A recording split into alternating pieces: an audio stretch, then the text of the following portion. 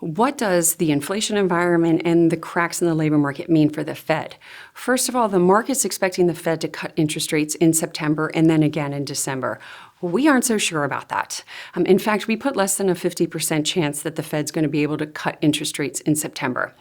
The reason behind that is that tariffs take a while to work its way into the economy.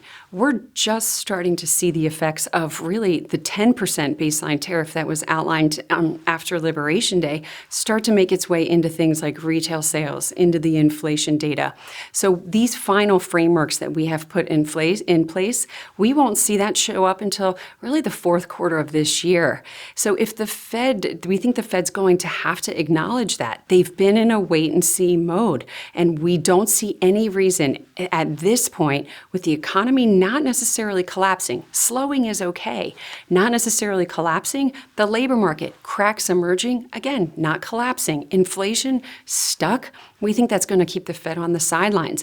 December meeting's up in the air, but we are not sure they're going to be able to cut interest rates as soon as September, and that's what the market's pricing in.